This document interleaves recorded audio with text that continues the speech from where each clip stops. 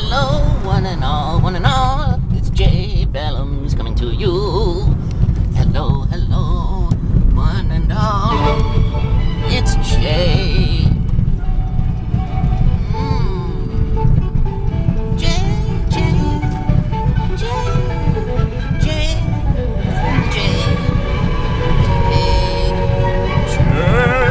What's in store for today, Jay? I don't know. Something exciting, I'm sure.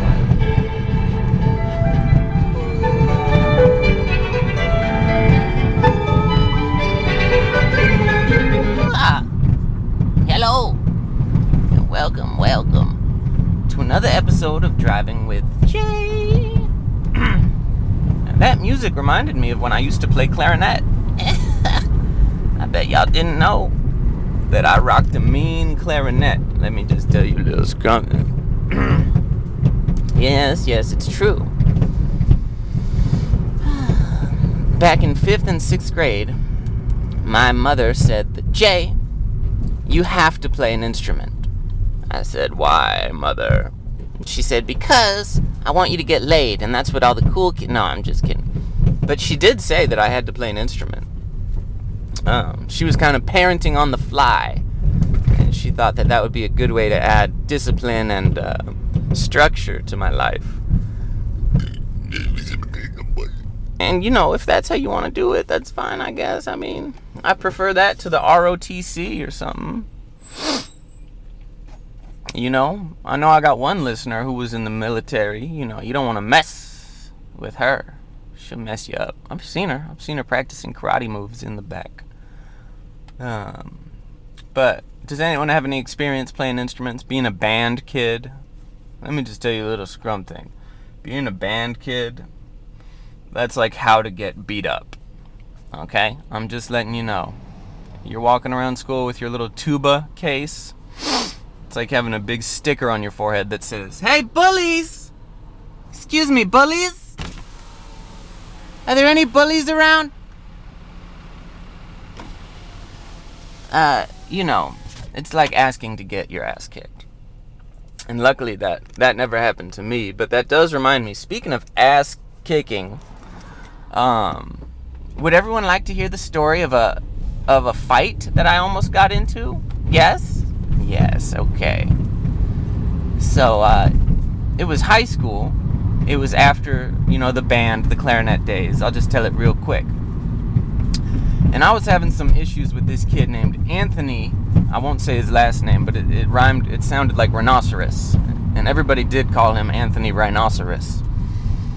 And there was a rumor going around that he was going to fight me on, let's say it was Thursday morning. So Wednesday afternoon, all my little people were telling me on AOL Instant Messenger, they were saying, "Hey, Jay, you better watch out."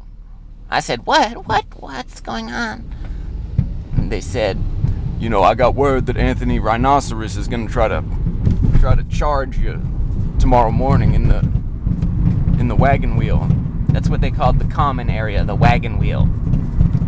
I said, oh, bring it on, baby. And so Wednesday night, I knew going to bed, I was going to sharpen my nails, and I was going to get ready for a little fight. So Thursday morning rolls around, and I've got my little, I used to drink Monster energy drinks every morning, and let me just tell you, I am so glad that I don't do that anymore. I'm so glad that I've moved on from the Monster energy drinks. But I had my Monster in my right hand, and I had my backpack on. And I came up into that common area and I started looking around. And I started looking for rhinoceros tracks. I turned into Steve Irwin for a minute. And I said, oh, let me figure out where this rhinoceros is coming from. I'm tracking him. And wouldn't you know it, as I was looking through the wild, I saw a pair of eyeballs latch onto me. And it was him. It was the rhinoceros. And once he saw me, he started making a beeline for me, girl. And I knew right then it was on. So what I did is I took my Monster Energy drink and I threw it behind me. You know? I took my backpack and I threw it behind me as well. I just started shedding layers. I was like, let's go, Rhinoceros. I don't want anything to get in my way. And so you know what he did? It's actually very funny. He had an iPod mini or an iPod Nano. Can't remember which one. He probably stole it. I'm serious. I think he did steal it. But he threw it behind him, like 100 feet behind him. And to this day, it still baffles me to why he did that. But we were just throwing what we had in our hands. You know, like when you take your shirt off when you're about to fight. But it was the funniest thing ever. He just threw his iPod. It's like, well, say goodbye to that. But we met in the middle of the wagon wheel, and he started pushing me. He started shoving me, and you know, it took me by surprise because I had never been in really a scuffle before that. I mean, I took martial arts and I was on like the wrestling team and stuff like that, but you know, I had never really been in a real scuffle. So he starts pushing me. You know, and he's a big boy. He weighs a lot. He probably was over 200 pounds. He was a fat little rhinoceros. He started pushing me, you know, and I didn't have an answer for that. And so he kept pushing me. Finally, I was like, okay, I need to do something. And so he goes in for another push, and I grabbed him by the collar, you know, by the shirt area. And I kind of used his momentum, and I threw him to my right.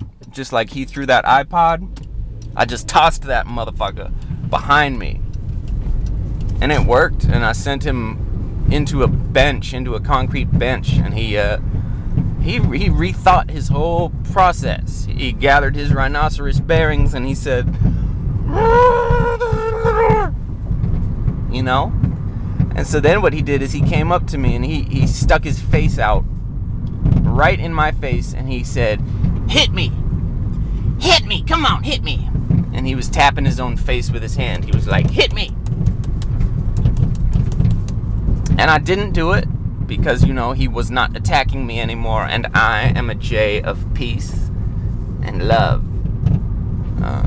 So I didn't hit him, and eventually a teacher came over and separated both of us. And that's it. That's the end of the story. But it was pretty exciting, girl. It was quite the way to start out my Thursday morning before I went to all my various classes. But I feel like I did the right thing. I did the perfect amount of retaliation because, you know, I did take karate, and that's all about self-defense, you know? You never want to be the one attacking somebody unless you're going for like the last piece of cheese or something. Something that you really need to get. But you never want to be attacking somebody, so I feel as though I did the right thing. And then the next couple days I saw him, and he had a new respect for me. I'm serious, and we almost became friends after that. So that's the story of Jay's first scuffle. So it went pretty well. But all of that was brought to my memories from talking about being a band kid. So do any of my listeners have experience playing an instrument? Anybody? Ooh, mysterious. Sounds like Harry Potter up in here. Professor, I think there's a Hogwarts in the wardrobe. Oh, Harry! Harry! Hurry! Professor, I don't know what you want me to do. Harry! You must find the golden butt cheek. But where, Professor? Harry! Okay. Oh, cute blonde. Hey.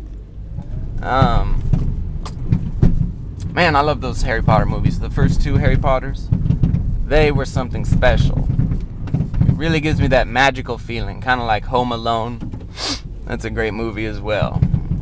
I love anything that gives me the Christmas spirit type of feels, you know what I mean? Even though I'm not a big Christmas person, I do love me a holiday movie. I'm also a big fan of Lifetime original movies, you know? Are we familiar with those? The ones that try to tackle issues like alcoholism and infidelity, you know, from the woman's perspective. She's got a husband who just every day he comes home later and later and he says, "Baby, I gotta stay at the office. The secretary needs me to look over a few things." You know what I'm saying? Yeah, man. I can't imagine cheating on someone as an adult. That's some messed up stuff right there. You know what I'm saying? How can you do that? How can you cheat on someone? I understand if your relationship is going south and you feel like you don't want to be with that person anymore, but you know, just break up with them. Have the common decency to just dump that person if you want to pursue somebody else. You know, no reason to try to lead a lie and have somebody on the side, because I just feel like it would be so obvious, you know. You start coming home with somebody else's perfume on you, you know. Not good. I know that if anyone ever cheated on me, they wouldn't get a second chance. I'll tell you that much right now. Does anyone have any opinions on that? Do you think if someone cheats on you that you should give them a second chance? I know I would say absolutely not. Cheat, you know what they say? Cheat on me once, fool on my sandwich. Cheat on me twice, there's a thing called a manwich. Alright. Now I'm getting close to my place of work. You know, I'm ready for the day. I'm ready to serve some food to the ungrateful masses. You know, the ones with the fat asses. The ones that should be taking classes. The ones that have allergies to various types of grasses. You know. Yeah. I don't understand who comes out on a Tuesday morning. On a gray Tuesday morning. Look at this weather. Does this scream, let's go out for food to you? Not to me. It's 40 degrees. It's 10 a.m. Y'all should be home. Y'all should just be in bed. Let us food service workers leave us alone. You know? That's the spirit.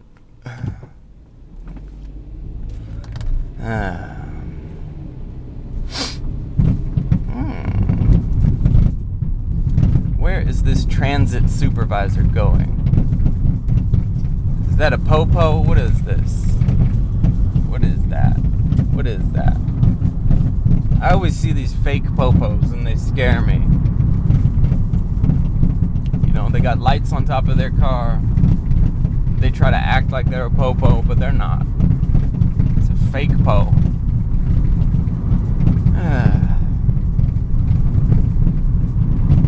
Well, there we are. I hope everyone has a great day who was watching. I hope everyone liked my little story about the rhinoceros charging me. I hope that rhinoceros is doing well. I hope maybe he lost some weight, you know. Alright. I need to find a parking spot. I'll see you later.